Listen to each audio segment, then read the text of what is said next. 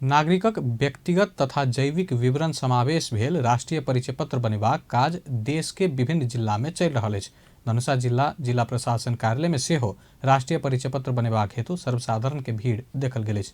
की अछि तऽ राष्ट्रीय परिचय पत्र? राष्ट्रीय परिचय पत्र नागरिक सभक व्यक्तिगत तथा जैविक विवरण समावेश भेल राष्ट्रीय पहचान सहितक बायोमेट्रिक सुविधायुक्त बहुउपयोगी प्रमाण पत्र अछि। एहि परिचय पत्र में व्यक्तिगत घटना जेना जन्म, मृत्यु, बसाईसराई, विवाह, संबंध विच्छेद सहितक विवरण एकीकृत रूप में समावेश कयल गेल रहैत अछि। राष्ट्रीय परिचय पत्र व्यक्ति के परिचय प्रमाणीकरण के डिजिटल समाधान अछि। नेपाल सरकारक 2067 साल अखाड़ 16 के निर्णय अनुसार राष्ट्रीय परिचय पत्र बनेबाक काज देश में जारी अछि। राष्ट्रीय परिचय पत्र से नागरिक के फायदा की?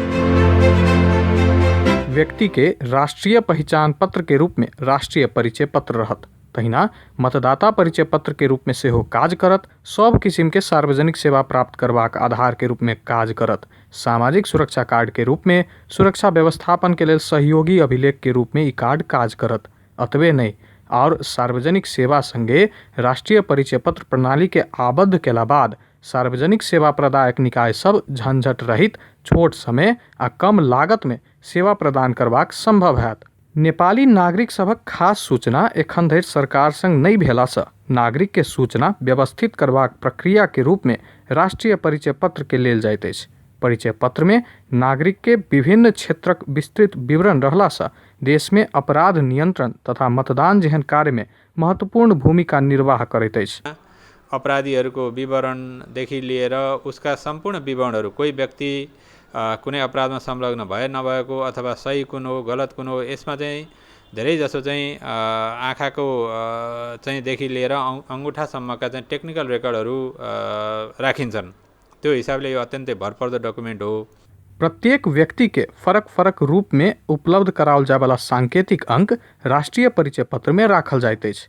10 अंक के व्यक्तिगत परिचय पत्र नंबर रह वाला ई परिचय पत्र में एकटा चिप सेहो राखल गेल रहैत अछि, जहि में सब विवरण सब रहैत अछि। 16 वर्ष उमेर पूरा भेल हरेक नेपाली नागरिक के राष्ट्रीय परिचय पत्र देल जा रहल अछि। धनुषा में सेहो राष्ट्रीय परिचय पत्र लेब भीड़। आन जिला जकाँ धनुषा में सेहो राष्ट्रीय परिचय पत्र बनाबऽ आबऽ वाला सबके भीड़ लागल अछि। प्रशासन कार्यालय में राष्ट्रीय परिचय पत्रक लेल फारम भरबाक काज भऽ रहल धनुषाक प्रमुख जिलाधिकारी बंधु प्रसाद वास्तोला जानकारी देलनि अछि। नेशनल आईडी अर्थात राष्ट्रिय परिचय पत्र आगामी 3 वर्षभित्र सबैलाई जारी गरिसक्ने भनेर गत वर्ष नेपाल सरकारले निर्णय गरेर त्यो कार्यान्वयनको चरणमा छ र अहिले यो 77 जिल्लामा लागू भइसकेको अवस्था छ। कतिपय जिल्लामा गाउँ-गाउँमा टोली खटिएर वितरण भइरहेको अवस्था छ भने कतिपय जिल्लामा जिल्ला प्रशासन कार्यालयमा स्टेसन बनाएर त्यहीँबाट चाहिँ आंशिक रूपमा वितरण भइरहेको अवस्था छ। धनुषा में हरेक दिन 50-60 गोटे राष्ट्रीय परिचय पत्र के लेल फारम भरैत अबैत अछि। परिचय पत्र बनाबऽ कोनो दस्तूर नहीं लगैत अछि। परिचय पत्र बनाबऽ नागरिकता, विवाह दर्ता, शैक्षिक योग्यता, लाइसेंस लगायत के विवरण सब रखबाक व्यवस्था रहल। राष्ट्रीय परिचय पत्र धनुषा कार्यालय के इंचार्ज संगीता चौधरी जानकारी देलिन्। विवाहितको सम्बन्धमा विवाह दर्ता पर अनिवार्य चाहिन्छ। यदि नागरिकतामा पति पत्नीको नाम खुलेको छैन भने है त्यो चाहियो। अनि जस्तो अब हस्बेन्डको वाइफको मृत्यु भइसकेको छ भने मृत्यु दर्ता प्रमाणपत्र पनि चाहियो तपाईलाई हैन। अनि पति पत्नीको नाम खुलेको छैन, पुरानो नागरिकतामा खुल्ने गरेको थिएन भन्ने त्यसमा तपाईले अब के रे विवाह दर्ता ल्याउनुस् बनाएर नभए के रे पति पत्नीको नाता प्रमाणित गरेर ल्याउनु पर्ने हुन्छ।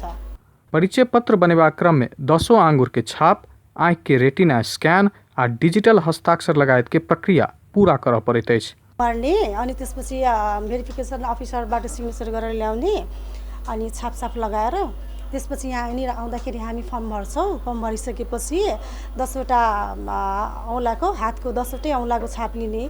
त्यसपछि आँखाको हाम्रो रेटिना स्क्यानर डिभाइस छ, त्यसमा पनि हामीले त्यो फोटो खिच्छौँ आँखाको पनि। अनि सिग्नेचर गर्नुपर्छ, पढेको लेखेको मान्छेले गराउँछ हामीले, त्यति हो।